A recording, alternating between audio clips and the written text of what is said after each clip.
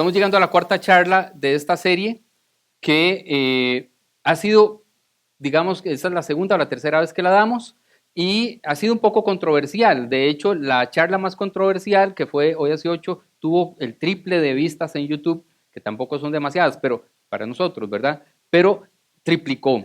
Estamos tocando temas que tienen que ver con el Génesis. El Génesis es un libro que realmente habla de temas muy complejos y que creo, pensamos que es uno de los libros más complicados de la Biblia.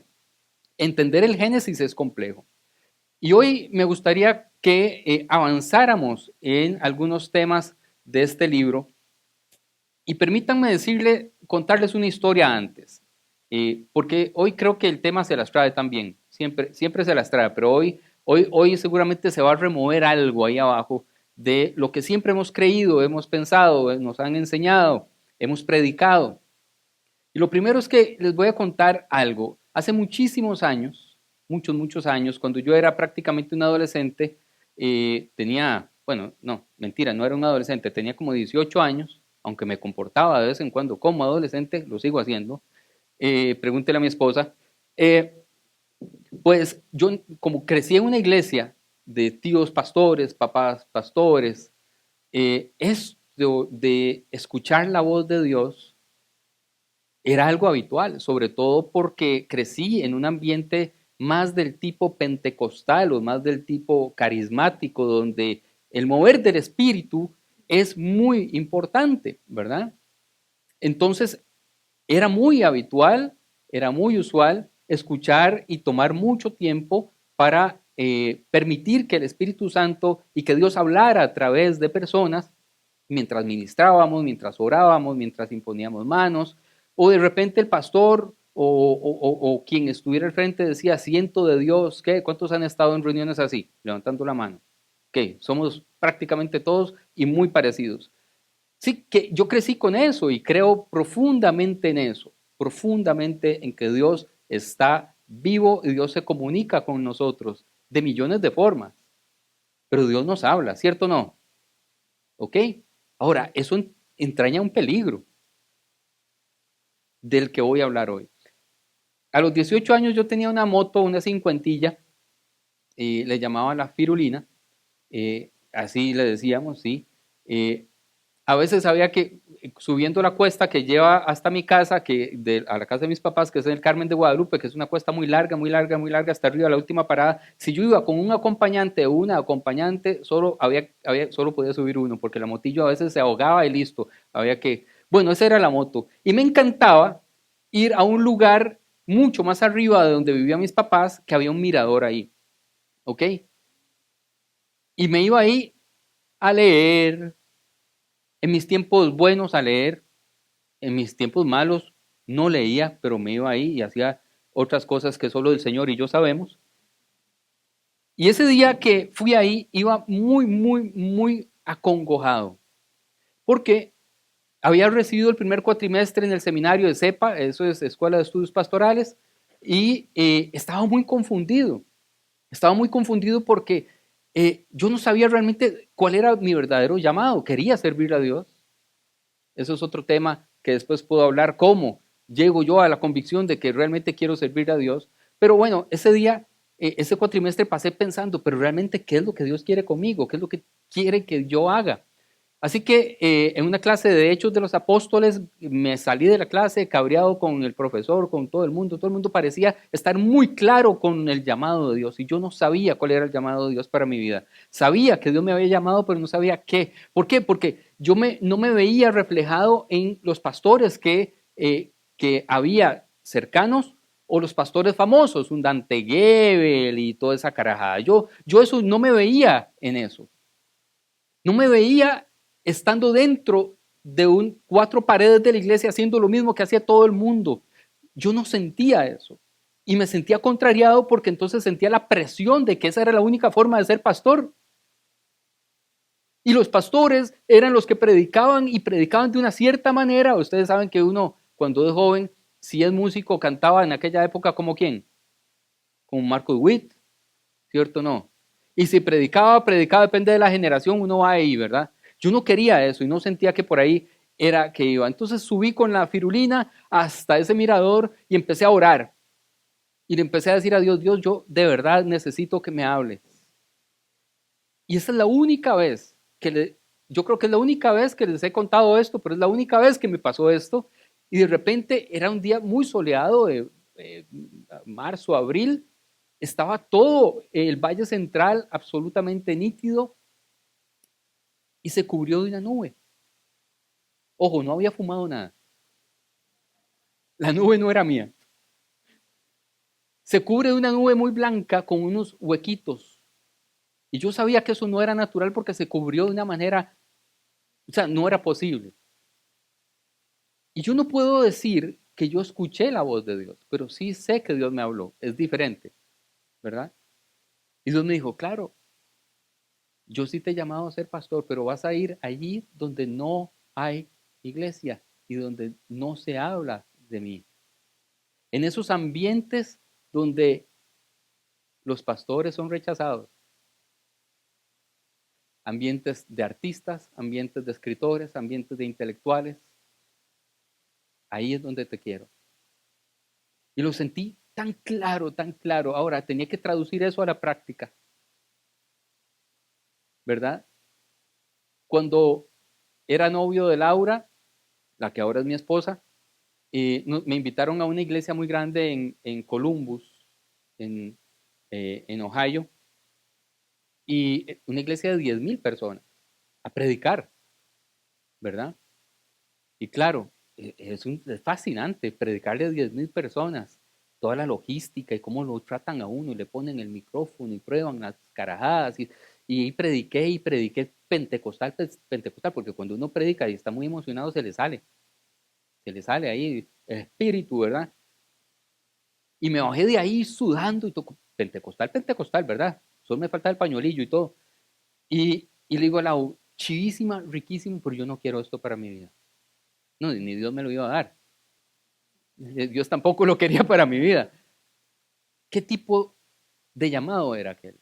Bien, esa es una forma en que Dios me habló claramente. Y los que me conocen saben que, por ejemplo, en la presentación de mi última novela, que no es cristiana, hablé de Dios frente a un montón de gente que lo único que hace es leer libros o intelectuales o escritores de este país que no van a las iglesias, pero Dios me lleva a hablarle de Dios en ambientes donde no sería habitual hablar de Dios. Se cumple lo que Dios me llamó a hacer.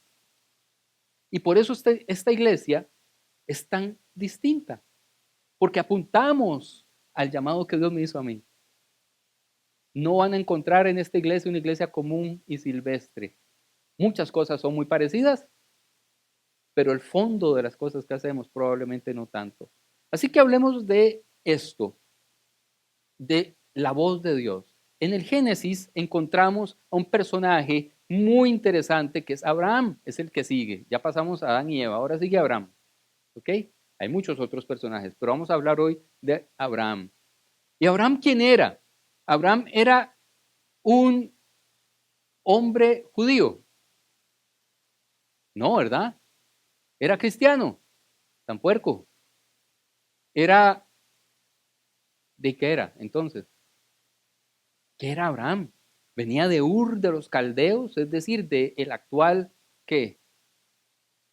¿Dónde queda? Ur, Irak, todo lo que era el imperio persa, de donde nace casualmente una de las religiones que influencia muchísimo al judaísmo, que es ¿cómo se llama? Ah, el Mazda, de ahí viene la marca Mazda, de hecho. Se me está olvidando en este momento, ahorita me acuerdo, está ahí, el archivo está saliendo, ¿ah? Este, y son la primera religión que empieza a adorar a un solo Dios, a un solo Dios, ¿ok?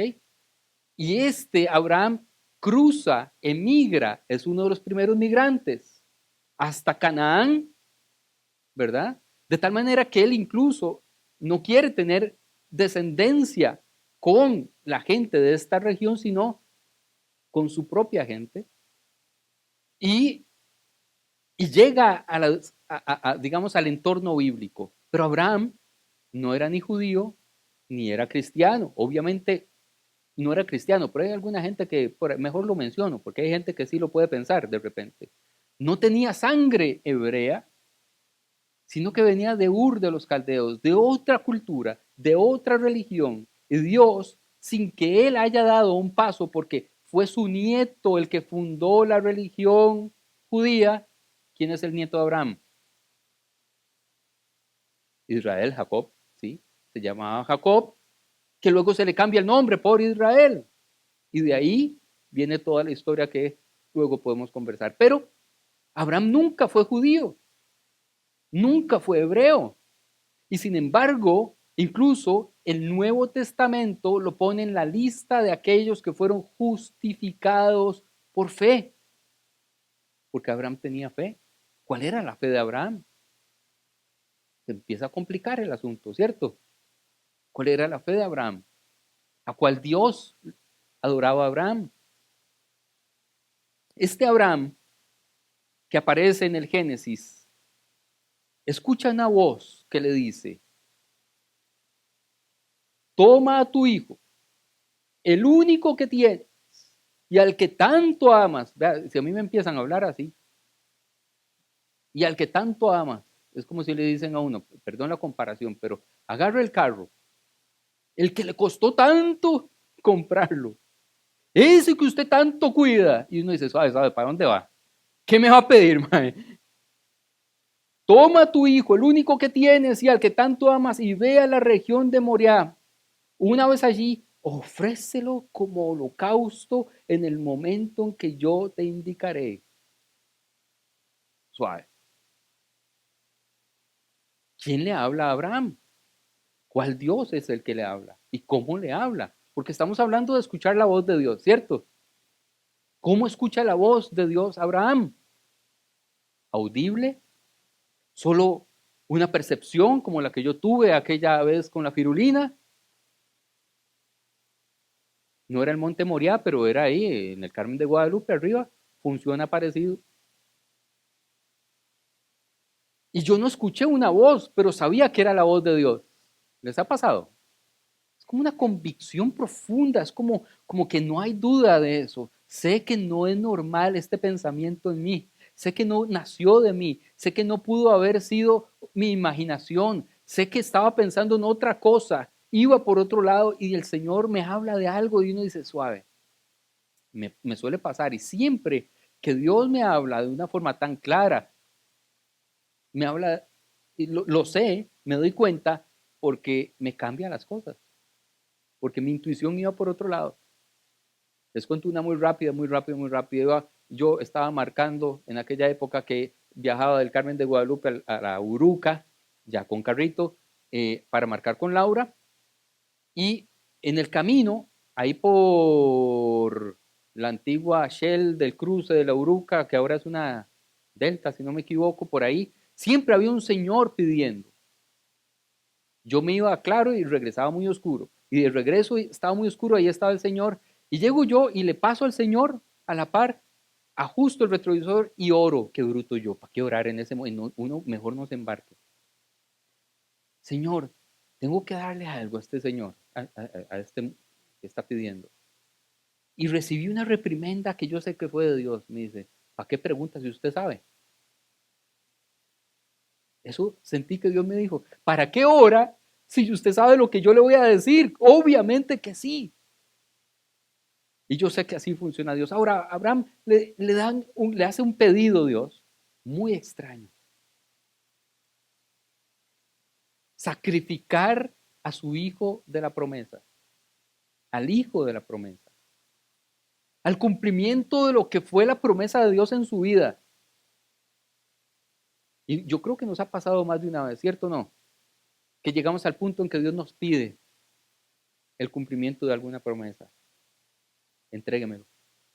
Sí, Dios, pero es que era, sí, ahora lo quiero de vuelta, porque las promesas cumplidas en nuestra vida siguen siendo promesas de Dios, no nuestras. Esto es algo que tenemos que entender claramente. Lo que Dios nos promete y nos da sigue siendo de Dios, no es nuestro. Y las promesas que se cumplen en nuestra vida siguen siendo promesas que maneja y administra Dios, no las administramos nosotros. Pero creemos que son nuestras. Así que Abraham recibe esta palabra. Cuando llegaron al lugar señalado, que viajaron 3 días y llevaba al pobre carajillo engañado, recuerda que no le dijo nada y el carajillo creía que iban a ir de tour, ¿verdad? Y ya acercándose le dice, no, es que vamos a hacer un sacrificio. Y el carajillo le dice, ¿quién era el carajillo? Isaac le dice, pero papi, ¿cómo es la vara? Tenemos altar, tenemos cuchillo, pero no hay ovejita. Y tragó fuerte, tragó grueso. Llegando al lugar señalado por Dios, Abraham construyó un altar y preparó la leña, después ató a su hijo Isaac, que rápido lo dicen, ¿verdad?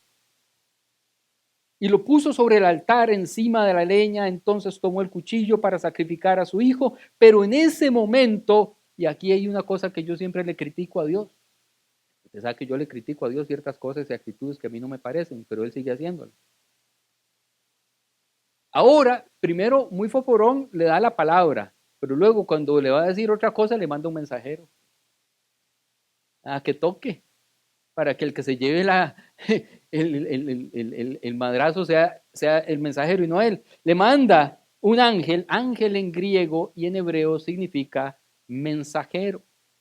Y aquí voy a detenerme un momento. De hecho, si usted se pone a analizar la palabra evangelio, si usted la ve en griego, es esta se convierte en V, esto es una U, angelos, con doble G. Euangelos, que es, aquí se convierte en ángel, IOS. Evangelios, euangelos, el que lleva un mensaje, el que lleva o el mensajero. Un evangelista es un ángelos, un ángel. Y aquí cada vez que aparece en el Antiguo Testamento la palabra ángelos, ¿verdad? En griego, entonces, o malak en hebreo, ¿a qué se está refiriendo? A un ser medio transparente, vestido de blanco, con alas, macho, de ojos claros, como nos han enseñado que son los ángeles, por supuesto, ¿verdad? Nótese el sarcasmo. O cualquier persona que se aparezca allí y que sea un ángelos, un mensajero. No todas las veces son seres celestiales. Se aparece alguien allí. Entonces nos muestran a Abraham y hay un ángel volando ahí arriba. Y claro, uno ve un ángel volando y uno le cree 100% o no. Viene de Dios. Pero si viene una persona y se le presenta así de carne y hueso y le dice, suave, suave, era broma, ¿usted qué hace? ¿A quién le creo? ¿A este que me está hablando? ¿O a la intuición? ¿O a la voz de Dios que yo creí que era verdadera? Y ahí puede haber tensión, ¿cierto? Yo creo que la mayor parte de las veces que aparece un ángel en la Biblia no es un ser espiritual, sino pocas veces realmente podrían conversar con... ¿Ustedes saben cómo son los ángeles? ¿Han leído las descripciones de los ángeles en la Biblia? ¿Alguien las ha leído? Váyase, ahora mismo no, pero a Isaías, por ejemplo, o Ezequiel, los profetas, empiezan a describir, por ejemplo, los o querubim es en plural, son seres alados que tienen 8 alas y tienen ojos por todo el cuerpo, ojos por todo el cuerpo, por todo el cuerpo. Los que tienen esa fobia que se llama, ¿cómo se llama? ¿Eso? ¿Cómo? Tripofobia, ven uno de esos y les da un patatús. Eso es un ángel. Y luego están los serafín, que son saraf, que significa fuego. Serafín está en plural. Uno no dice los serafines. Eso está mal dicho. Serafín ya está en plural. Los serafín son seres envueltos en llamas. Envueltos en llamas. Ahora vaya usted y háblele a un ser que se le aparezca envuelto en llamas. De tal manera que normalmente cuando se aparece un ángel y podemos conversar con él, no es un ser rarísimo, lleno de ojos por todas partes, ni un ser lleno de llamas por todo lado, sino una persona que se parece a nosotros. Entonces, Abraham tiene dos mensajeros. Dios que le habla y le dice, sacrifica a tu hijo, y un señor que viene caminando le dice, Dios me dice que no, que era para probarte. ¿Cómo le creemos a este otro? ¿Y cómo determinamos si es la voz de Dios y si es Dios? ¿Por qué? Porque normalmente en nuestras iglesias no es un ángel al lado el que se acerca y nos dice, Dios me dijo, ¿cierto? Se acerca un hombre o una mujer. Yo cuando era mucho más joven tenía pelo, medía casi 2 metros, era grande y empecé mis primeras predicaciones que siempre les he dicho. En aquellas primeras predicaciones la gente que estaba sana salía enferma, los matrimonios buenos salían divorciándose. Sí, sí, esa era mis predicaciones, pero tenía un pegue increíble que yo no sé por qué en aquella iglesia habían como 600 personas y con las jovencillas, cosas que tiene el oficio, ¿verdad? Y recuerdo aquella vez, después de un culto, de un domingo, aquellos calurosísimos, donde estaba llenísima la iglesia y no había aire acondicionado, y se me acerca una señora anciana y me dice, yo soy la abuelita de... no empezó así, perdón. Me dice, sentí de Dios darle una palabra. Y yo, bueno, bienvenida sea, recibo esa palabra. A ver, ¿cuál es la palabra? Siento que usted tiene que conocer a mi nieta. Yo, que era soltero en aquel entonces, un soltero cotizado en la iglesia nada más, le dije, ¿cuál es su nieta? Para ver si es de Dios esto. ¿Ah? Si siento paz, cuando usted me dice, viene de Dios. Si no siento paz, voy a orarlo un poco más. Bueno, pues me dijo cuál era la nieta, no les voy a decir qué pasó después. ¿Cómo sabe uno cuando viene alguien y le dice, siento de Dios? Dios me habló, Dios me dijo, porque de eso hay abundancia en todas las iglesias. Gente y pastores que abusan de esto constantemente. Conocemos cientos de casos en los que los pastores llegan y le dicen, siento de Dios que se tiene que casar con fulanita, siento de Dios que tiene que donar su carro, siento de Dios que tiene que vender su carro, siento de Dios que tiene que renunciar a su trabajo, siento de Dios que tiene que dejar sus estudios, porque su prioridad es Dios. ¿Han escuchado historias de esas? ¿Y por qué no las creemos? Abraham estaba en una situación en la que tenía que tomar decisiones. ¿A quién le cree? ¿A la voz que recibió o al mensajero que le dice otra cosa? Dios ahora entonces no habla, manda un mensajero, un ángel, un águelos. Aquí tenemos el sacrificio de Isaac dibujado, pintado por Rembrandt. Y ahí se ve lo que les estaba diciendo. Un ángel las pega todas, vea. Macho, bueno, en este caso es como pelirrojo, ¿ah? Alado, que viene volando y le agarra la mano y le dice, no lo mate porque ¿verdad? Y tienen ahí al pobre Isaac ya listo el cuello, el pescuezo para degollarlo. Y ahí está Abraham, blanco también. Y esto es lo que me llama la atención siempre, lo que hemos aprendido durante tantas generaciones, es que la única forma de ser personaje bíblico era ser blanco. No aparecen negros, no aparecen indígenas, no aparecen morenitos, no aparecen chinos, de tal manera que, ¿cuántos vieron o leyeron La Cabaña?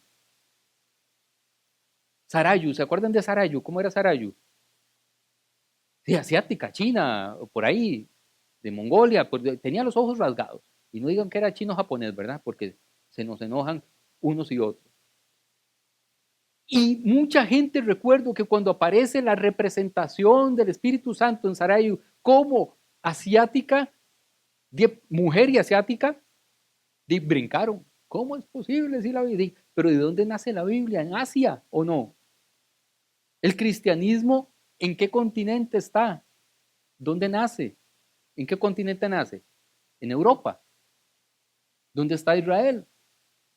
En Asia, ¿cierto o no? Se llama Cercano Oriente o Asia Central, cercano. Y de ahí están después lejano oriente, que es China, Mongolia, todo eso, ¿cierto? Pero es oriente, es oriental. ¿Y cómo son los orientales de esa zona? ¿Cómo son? Son morenitos, morenitas, no son demasiado altos, algunos realmente tienen los ojos rasgados. ¿Han visto cómo son, por ejemplo, los rusos más orientales? Parecen chinos, ¿cierto o no? Bien, pues esta representación del sacrificio de Isaac por Rembrandt las pega todas, que nos llega hasta el día de hoy, los prejuicios, un ángel volador, un Abraham blanco y un chiquito absolutamente blanco y machito.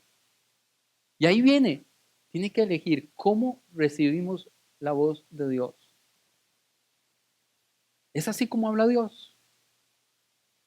Vean esto, no pongas tu mano sobre el muchacho, ni le hagas ningún daño, le dijo el ángel. Ahora sé que temes a Dios, porque ni siquiera te has negado a darme tu único hijo, pero está hablando el ángel, a nombre de Dios. Era una prueba, pero ¿qué clase de Dios hace esas pruebas? Imagínense que yo hoy llegue aquí. Yo quiero que nos pongamos que traslademos esto a nuestros días, que yo llegue hoy aquí, domingo en la mañana, y les diga, Dios me habló, me dijo que matara a mi hijo o que matara a mi esposa. ¿Qué nos asombra más? ¿Que mate a mi esposa o a mi hijo? Y Dios me diría a mí que mate a alguien. Claro, en el contexto de Abraham habían sacrificios, todo era la forma de hacerlo, pero los sacrificios no eran sacrificios humanos, ¿cierto o no? Había una incongruencia. Los sacrificios todos eran con corderos o con vacas o con palomas o con bueyes. De tal manera que si Dios me pide a mí algo que o sea, no era ni normal en aquel entonces, ¿por qué le voy a creer? No era normal en aquel entonces, mucho menos ahora. Hay tantas personas que han cometido atrocidades diciendo que Dios les habló. Para muestra esta noticia que tenemos acá. Esto es de Cere hoy aquí. Estados Unidos, una niña muere mientras le sacaban espíritus malignos que no la dejaban dormir. ¿Cuántos de esos han visto ustedes? Yo recuerdo, ustedes saben que Laura, mi esposa, tiene una condición en el corazón que se llama síndrome neurocardiogénico. Y cuando está mucho tiempo de pie o se deshidrata un poco, lo que sea, el cerebro le manda una orden equivocada al corazón y le dices, tener la presión altísima y baja la presión de golpe y se desmaya y es muy peligroso. Y una vez tenía que tocar, cantar, en una iglesia, casi la digo, empieza como oró, pero no les voy a decir cómo termina, ¿verdad? Una iglesia muy grande y estuvo mucho tiempo porque ahí la adoración, la alabanza no son 4 como aquí, sino que puede durar 1 hora y pico y ya, y cuando se baja, se desmayó. Y entonces, primero pasaron por etapas, fue el Espíritu Santo y la otra desmayada, ojos en blanco ahí, donde le vieron los ojos en blanco dijeron, es el demonio.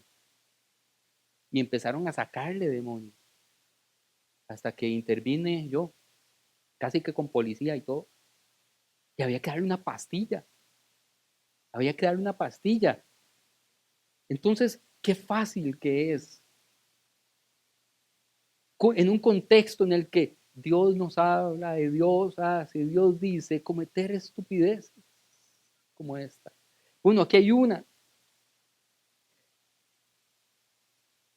estudio muy profundo que yo puedo recomendarles, pueden buscar exactamente así, el rol de los desórdenes psicóticos en la historia de las religiones. Y en este estudio hacen un estudio en prolepsis, es decir, hacen un estudio tomando los datos que tenemos de Abraham desde el pasado con los datos que tenemos hoy el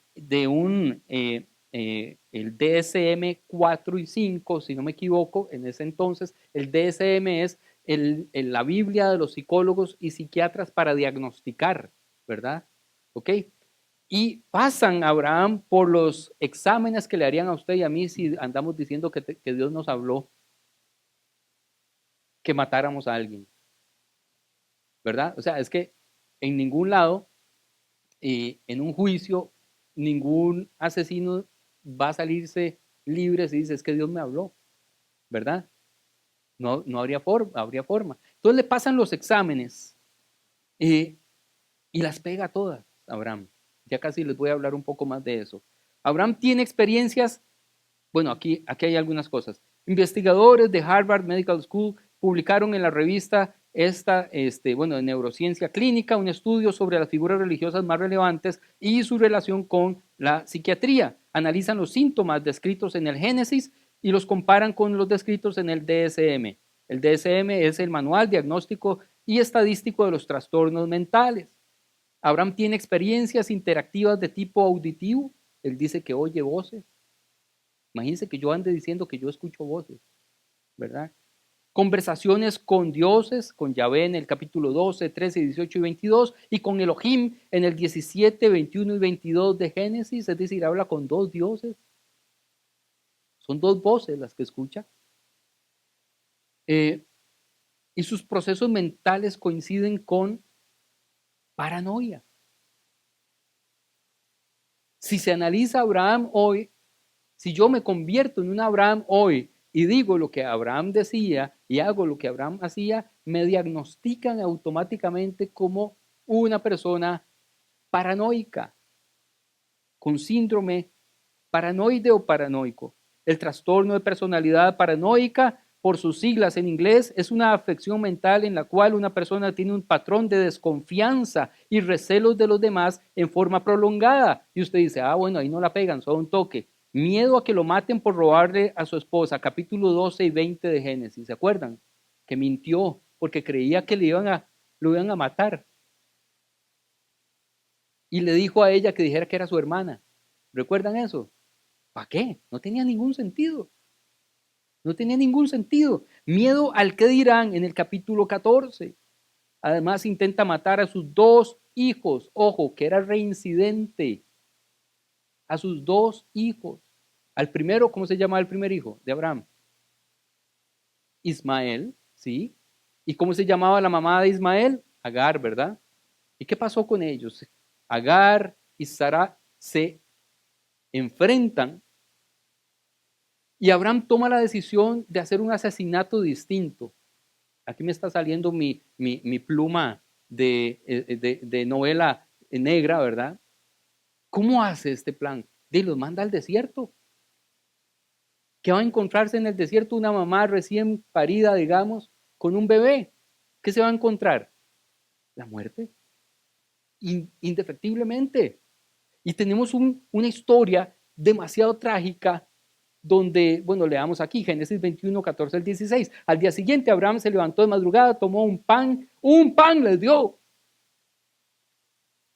sea, está echando a la mamá de su primogénito, que es Ismael, y al bebé, y les da un pan y un odre de agua. Y se los dio a Agar, poniéndoselo sobre el hombro. Luego le entregó a su hijo y la despidió. Cuando se acabó el agua del odre, puso al niño debajo de un arbusto ella y fue a sentarse sola a cierta distancia, pues pensaba, no quiero ver morir al niño. En cuanto ella se sentó, comenzó a llorar desconsoladamente. Eso lo hizo Abraham, los mandó a morir. Y luego, un poco tiempo después, dice que Dios le dice que mate al otro. ¿No le parece ya como asesino en serie? Yo sé que suena feo hablar así de Abraham, ¿verdad? ¿Se siente feo? Cuando uno lee la Biblia, uno tiene que leerla como si la estuviera leyendo hoy, sin lo que nos han enseñado desde pequeños. ¿Qué pasa si alguien que nunca ha escuchado sobre esta historia, alguien que nunca ha escuchado sobre lo que no, alguien que nunca fue a la escuelita dominical, alguien que jamás y lee esta historia, ¿qué diría? Suave un toque. ¿Cuál Dios? Yo lo pondría en duda. ¿Ok?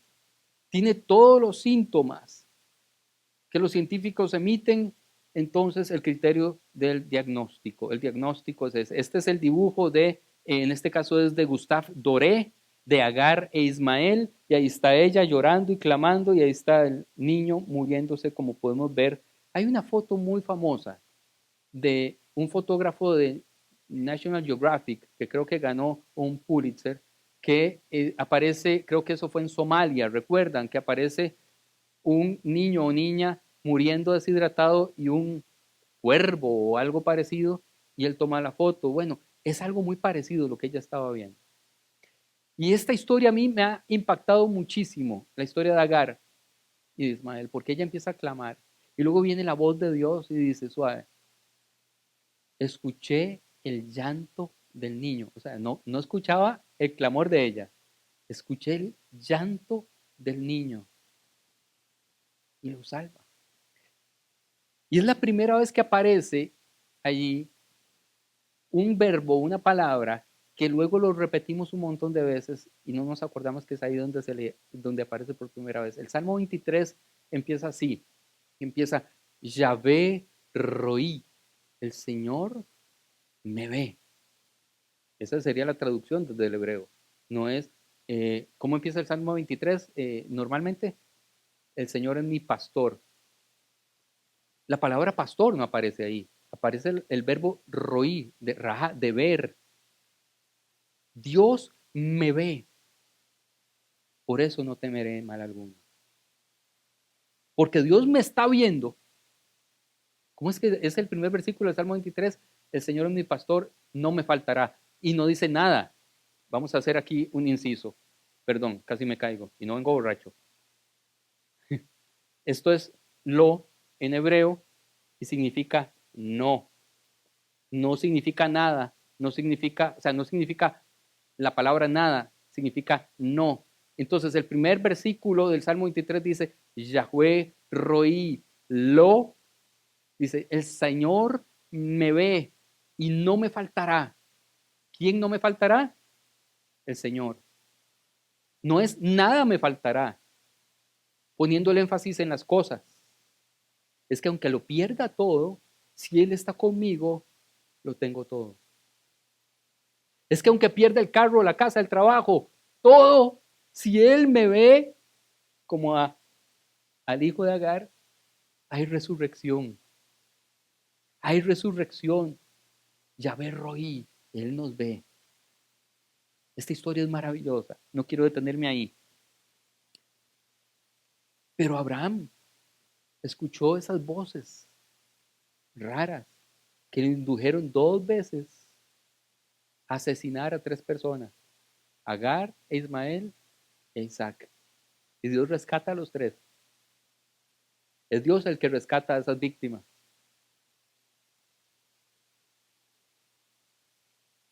¿Qué es la esquizofrenia paranoide? Simplemente para describirlo un poco más. Sería el primer caso de trastorno psicótico descrito en la literatura universal. Ahora, como vimos hace un rato, el ser humano es complejo, sus emociones, sus sentimientos, sus anhelos, no los podemos ver en una autopsia, como dije en la primera charla, cuando uno se muere, ¿dónde quedan los anhelos, los sueños, los amores, las traiciones? Uno los lleva como aquí, pero no se pueden ver, no se pueden encontrar, ¿verdad?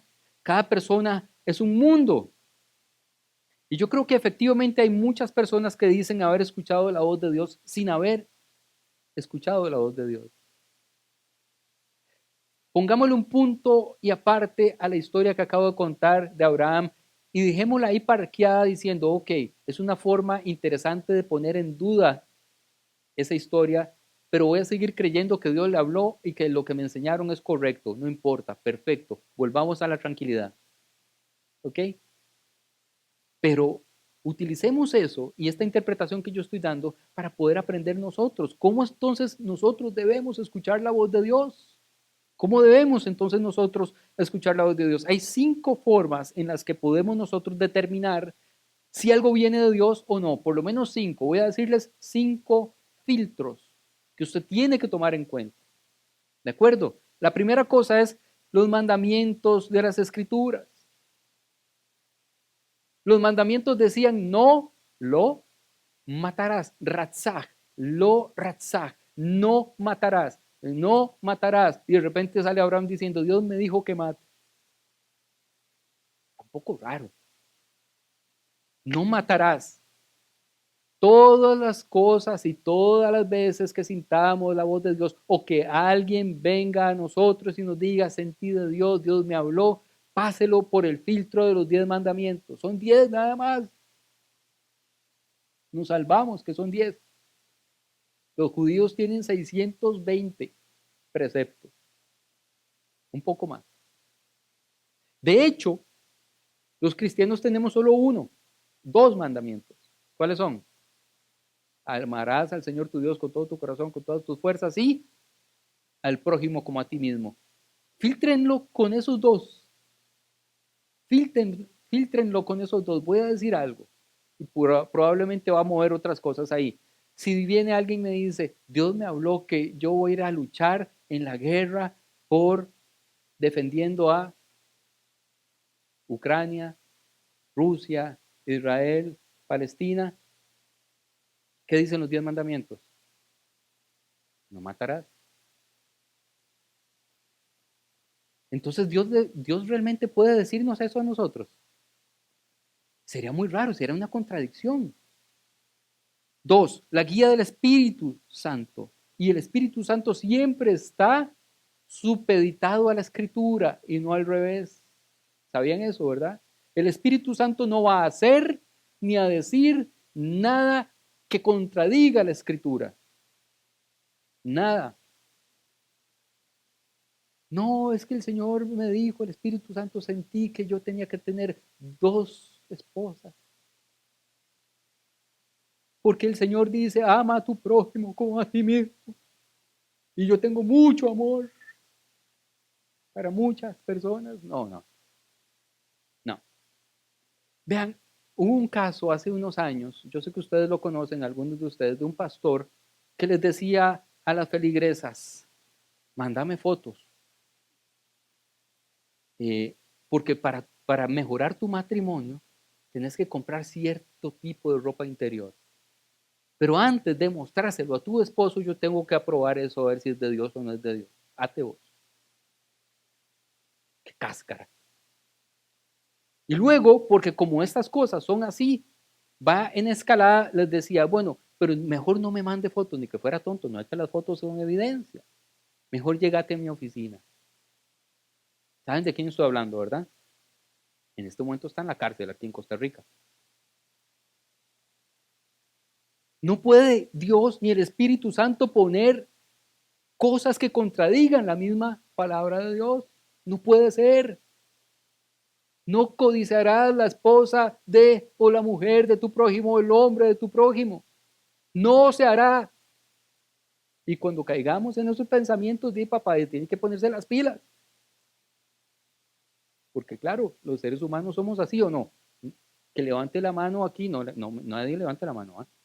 Se pueden embarcar. Que levante la mano el que está libre de culpa.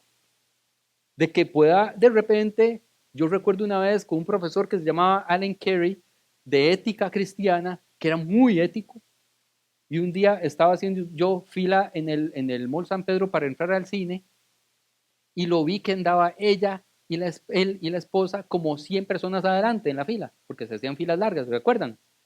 Y llego yo y me la acerco de sácalas, y le digo, profe, es que yo creo que no me va a dar chance de entrar, usted no me colaría, ¿para qué le dije Nico esta? Y casi me quedo en la materia, ¿va?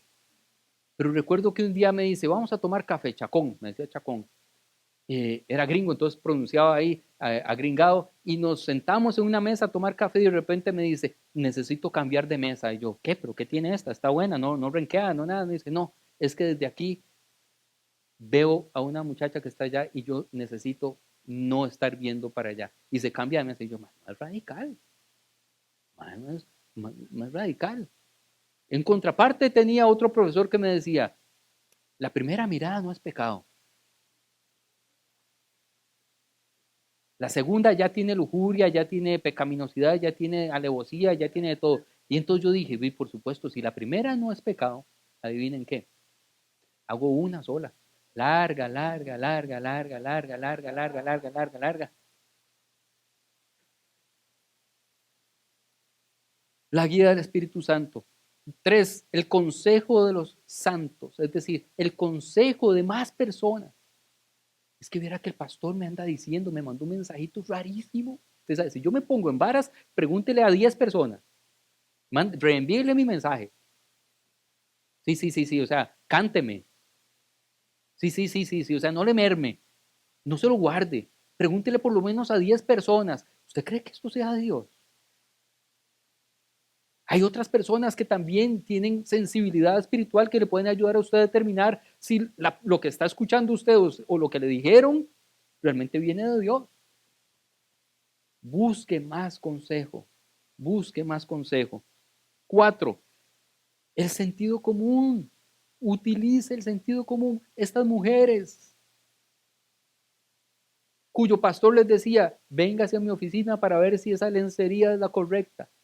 Use el sentido común. Pongan en práctica el sentido común. No es normal que Dios te pida cosas de ese tipo. Ni que dé su carro, ni que dé su casa, excepto que usted sepa que al darlo, usted no va a sufrir, ni su familia va a sufrir. 5. Las señales y circunstancias, es decir, la providencia. Esto hay que explicarlo un poquito más. Es decir, si yo sé que dando mi carro a alguna causa, digo el carro, o dando plata, o dando, mi familia no va a sufrir. No voy a tener que después andarle rogando a Dios para que me devuelva un carro. Entonces, las circunstancias que rodean esa palabra habilitan a que yo, si lo hago, no va a pasar nada malo. Ni voy a herir a mi esposa, ni voy a herir a mis hijos, ni voy a herir a mi iglesia. Las circunstancias. Y ninguna de todas esas 5 pequeñas, grandes cosas, filtros, debe ir por separado. Por lo menos 3 o 4 filtros cada vez que queramos descubrir si eso es la palabra de Dios. Entonces, resumo acá. Veamos el peligro de basarnos únicamente, digamos, en lo que nos dice alguien. Si solo nos dejamos guiar por el Espíritu Santo, solo el Espíritu Santo, sin corroborarlo con la Biblia, estamos mal. Ninguna tiene que ir por separado. Solo la Biblia, ¿qué hacemos? Sí, supeditados a una interpretación propia. Yo leo ahí un versículo ahí al azar, hay mucha gente que abre la Biblia y dice, a ver qué me dice Dios hoy. Y mi propia interpretación, dependiendo de lo que yo sienta ese día, eso tiene que estar aparejado con otros filtros. ¿De acuerdo? Solo lo que digan los otros creyentes, tan puerco, tampoco. Porque lo que dicen los otros creyentes tiene que estar en armonía con el Espíritu Santo y en armonía con la Biblia. Solo lo que digan otros creyentes no, y el sentido común solo tampoco sirve, porque muchas veces el sentido común es lo menos común que tenemos y que existe, ¿cierto o no? Tenemos que tener varios filtros, ¿ok? Así que yo quiero, ya son las 11:25, hoy tenemos una sesión distinta porque tenemos que entregar el teatro a las 12 en punto, pero entonces yo quiero hoy hacer 2 cosas antes de terminar. Uno, escucharlos a ustedes, hablar, preguntar, y luego yo quiero orar, porque yo sí creo que Dios nos habla, pero tenemos que aprender a escuchar su voz. Y hoy mismo podemos escuchar su voz de amor, su voz pacificadora, su voz, huele mucho a comida, ¿verdad? Hoy. O es el Espíritu que me está hablando. Sí, vieran que una vez, sorry que hoy ande contando vieran que una vez, y no es que viaje mucho ni nada, pero me habían invitado a ir a Perú, a una iglesia, y al frente, al otro lado de la iglesia había una rosticería de pollos. 10 de la mañana, 11 de la mañana, me entregan a mí para predicar como a las 11:30. Yo dele que y empieza a sentirse ese olor a pollo, a pollito asado. Y yo empiezo a ver que la gente empieza a moverse mucho, a moverse mucho, a moverse mucho. Y yo digo, ¿será que Dios? Ahora entiendo cuando Dios dice olor fragante. El sacrificio del pollito me estaba llamando a mí. Yo ya, apague esta vara porque usted ya los perdió hace 2 horas. Ya los perdió. Ok, preguntas y comentarios con respecto a este tema y con respecto al tratamiento de este tema. Y luego quiero que oremos. Tenemos unos minutos para esto. ¿Quién, levantando la mano, quiere decir algo, aportar algo o hacer alguna pregunta? ¿Quién? Tenemos un micrófono por ahí que necesito que lo utilicemos para que quede grabado también lo que preguntemos. ¿Quién? Levantando la mano. Nadie hoy. Hoy están asustadísimos. Si digo algo. No, yo le filtro, yo le digo si es de Dios o no es de Dios lo que usted está preguntando. Mentira, ¿quién? Eso, muy bien, anímense. Está la parte buena, realmente. Hola, Hola. este, ¿qué sucede cuando viene alguien y le dice, yo quiero orar por usted? Ahí, Y ha pasado, o sea, a mí me ha ajá, pasado, o cuando a uno le toca orar por alguien, y uno ni idea tiene de muchas cosas y siente ok, como hablar de cosas que, ¿verdad? Orar por algo no, que uno ni siquiera tiene conocimiento, de repente, sencillamente empieza a orar. ok. La oración es importantísima, orar unos por otros es una práctica importantísima que debemos incrementar, pero pasan dos cosas. Cuando alguien ora por mí, no tiene la obligación de darme palabra de nada. La oración de por sí ya es suficientemente poderosa. ¿De acuerdo? La oración de por sí ya es poderosa. No tiene que darme palabra. Si viene palabra, la filtraré. Si no viene, bienvenido sea la oración, porque la oración por sí sola es muy importante. Cuando yo oro por alguien, tampoco tengo que sentirme obligado, presionado a que haya efectos especiales. Oraciones con efectos especiales. Nos enseñaron muy mal. Nos enseñaron que si no habían efectos especiales no estábamos orando bien, ¿verdad? Si no llora, si no tiembla, si no se cae, si no hay palabra, si no hay, ¿verdad? Efectos. Yo puedo orar y no hay ni siquiera que se le arrugue el entrecejo a la persona y yo creo firmemente que Dios puede obrar aún así. ¿Cierto o no? Porque Dios no depende de eso. No se sientan obligados a saber versículos. Hay gente que inventa versículos en oraciones y todo. Inventa palabras. Realmente uno puede pegarlas fácilmente, vea. Imagínense que yo digo, yo siento que hoy acá, voy a tirarme a la piscina, ¿ok? Hay por lo menos una persona que ha estado padeciendo de dolores de espalda.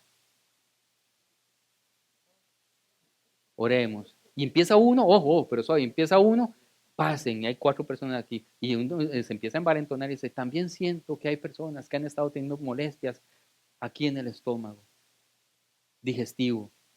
El Señor quiere hoy sanar. Y viene ahí 10 personas. Entonces hay una sugestión, empieza a crecer la expectación empieza a crecer, la música empieza a sonar. Les mandé unos videos ayer, algunos, donde el pastor decía, pero súbanse los músicos. No es que ya estaba el espíritu y nos haga la tarde. Y después uno empieza a hilar más fino. Veo una persona que fue agredida cuando era pequeña.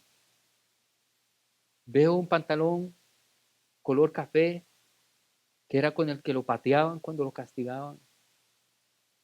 Dígame si nadie se levantaría y pasaría aquí llorando. No sientan obligación de hacer efectos especiales. Sientan obligación de orar con fe y con amor y con misericordia. Nada más. El resto lo hace Dios. El resto lo hace Dios. Dios es suficiente. Usted no tiene por qué hacer nada. Ahora, si usted ya es una persona que ha experimentado sus dones espirituales y sabe manejarlos con prudencia, con responsabilidad, ejérzalos y Dios hará el resto. ¿De acuerdo? Ok, gracias por esa preciosa pregunta. ¿Alguien más? ¿Alguna otra pregunta por aquí? Pues no sé si había alguien más antes, pero por aquí. Bueno, Buenas. es para salir de la duda. Entonces, ¿Era esquizofrénico o no era? Yo exactamente, lo vi o venir, era ¿verdad? la Vea voz que o no Dios me era está la voz, hablando. era o no era la voz de Dios la que escuchó de que fuera a sacrificar su hijo, o fue algo que él sintió interiormente y hacerlo. Entonces, Ok, era o no era. gracias por esa gran pregunta también. Hagámoslo así. Si Dios permitió que esa historia quedara consignada en la escritura, es por alguna razón. Y hay un mensaje que Dios quiere darnos. Entonces, yo creo que el mensaje central de este sacrificio de Isaac es que iba a venir un sustituto para ese sacrificio, que era Cristo, ¿recuerdan? Y entonces ya no es necesario más sacrificios humanos. Nunca lo fue. En interpretación bíblica, hay una cosa que se llama, voy a hacer aquí una línea, ¿ok? Vamos a hacer 2 círculos, ¿ok? Está el texto, Este es el texto bíblico, ¿de acuerdo? Y estos somos nosotros hoy. Hoy. ¿Ok? Hay dos cosas que les voy a enseñar hoy en alemán. No porque hable alemán, sino porque así se lo enseñan a uno. Se llama Seid im Glauben y Seid im Leben. ¿Ok? Cuando uno lee la Biblia tiene que tener el Glauben, ya le voy a explicar qué es, que significa esperanza o fe, más bien. Y Leben, ¿a qué le suena? ¿Ok? Vida. En alemán es Leben, es vida. ¿Ok? Y Zeit significa situación. Usted lee el texto de Abraham y dice, ¿cuál es la situación de vida de Abraham en ese momento? La situación de vida.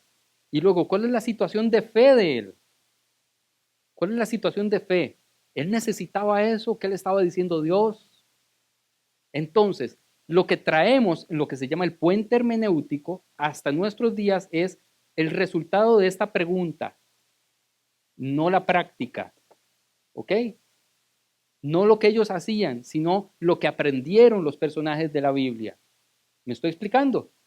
No es que tengamos que cocinar como ellos cocinaban, tener aquí un candelabro como ellos, tener la bandera de Israel, tener prácticas judaizantes o hacer exactamente vestirnos como ellos, hablar como ellos, hablar, ¿verdad? No, las prácticas no, porque esos son culturales.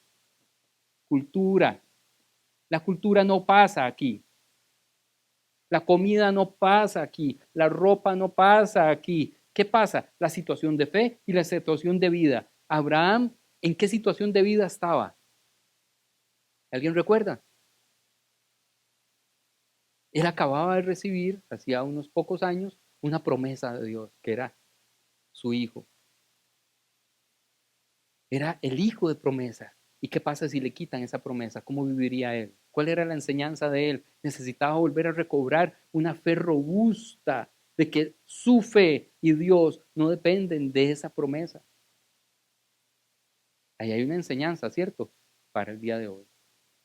Entonces, respondiendo muy puntualmente, independientemente de si era la voz de Dios o no, la enseñanza que consigna la Biblia es la misma. Es la misma. No hay cordero. Ya el cordero fue entregado en la cruz del Calvario por usted y por mí y nadie más. Nunca más, nunca más tiene que vivir del sacrificio. No por obra, para que nadie se gloríe, sino por fe y nada más que por fe. ¿Ok? Entonces, esa interpretación de la esquizofrenia y todo es súper interesante. Si quieren leer el estudio en prolepsis, lo pueden hacer, pero es una interpretación, no es una enseñanza. ¿Ok? Es nada más eso. Bien, ¿qué más? Tenemos un minuto más o un par de minutos más para alguna pregunta o comentario. Sí, gracias. Yo siempre he tenido un lío con el versículo pedir y se os dará. Porque hay gente que entonces pone en la lista, quiero vender la casa, quiero cambiar el carro, quiero cambiar la empleada. Y cuando tengo un hijo enfermo, obviamente... El piano, dijo. No, Ah, le entendí, no, el piano. no. Ok, no, y El también carro, creo. puede ser. Y por ejemplo, ustedes que vivieron la enfermedad de Santi, cuando uno dice, pídale a Dios que lo sane. Yo siempre no he tenido un hijo en esas situaciones, pero siempre pienso, ¿cómo le puedo pedir si yo no sé qué es lo mejor, ni para el hijo ni para mí? Entonces, el pedido, ¿hasta dónde llega? El pedido y se dará. Me encanta esa pregunta, muchísimas gracias. Vean, la semana pasada me reuní con un papá muy afligido, muy angustiado porque le diagnosticaron a su hijo, eh, un hijo que no es recién nacido, ya está, es un niño. Le dieron un diagnóstico de una discapacidad física profunda. Y me dice con lágrimas, es que mi esposa me dice, ore, ore, ore para que Dios haga algo, ore para que Dios haga algo. En primer lugar viene la delegación en la otra persona, que es injusto. Es como usted es más cristiano, ¿verdad? Como usted va desde chiquitito a la iglesia, Dios lo va a escuchar más. Esa delegación de esa responsabilidad. Pero dos, me dice entre lágrimas, hace mucho yo no creo en milagros. pero ahora quiero creer, quiero creer, quiero creer por mi hijo. ¿Cómo hicieron ustedes? Me dice con Santi. Santi está por ahí, démosle un gran aplauso porque Santi es el que maneja todo esto de las pantallas y todo. Yo aprendí mucho, y Laura, de esa experiencia con respecto a esto, porque nos veíamos en la obligación de orar con una fe robusta, pero no siempre tenemos esa fe. La fe es muy variable en nuestra vida, ¿cierto o no? El lunes podemos tener mucha fe y el martes estamos en el piso. El lunes en la mañana nos amanecemos con radio monumental, no, con radio, con sendas de vida, alabando al Señor, y a mediodía le madriamos a alguien en la calle, ¿cierto o no? No dependamos de la fe en ese sentido. Yo aprendí de algo. La sanidad de mi hijo en realidad no depende de mi fe. Depende del amor de Dios hacia él, que es mucho más grande y que es una promesa para él también, ¿cierto o no? ¿Quién ama más a Santiago? ¿Dios o yo? Parece mentira, pero yo tengo que creer que Dios ama más a Santiago que yo. Y si Dios lo ama más, Dios necesita que yo ore de cierta manera para accionar su amor. Dios no necesita eso. Dios es amor y va a accionar porque Él nos ama. Porque si dependiéramos de las oraciones de nuestros papás, muy pocos de nosotros estaríamos aquí. Dependamos del amor y de la misericordia de Dios. Y mi oración entonces es, Señor, tú sabes lo que yo quiero que hagas con Santiago, con esta situación, con esta otra situación, con lo que sea. Y como yo sé que tú lo amas profundamente, suelto, porque sé que vas a actuar. Suelto, porque sé que vas a actuar. Si yo me veo impelido a que Dios me escuche, que qué fuerte oro yo y qué fuerte tengo yo la fe, entonces me voy a convertir en un religioso y voy a herir algunas susceptibilidades en este momento. Me voy a convertir en un religioso que entonces va a la iglesia y da un diezmo para pedirle a Dios a cambio sanidad. O camina a la romería para pedirle a Dios sanidad. Eso es religiosidad. Dios nos ama por encima de esas cosas, muy por encima de esas cosas.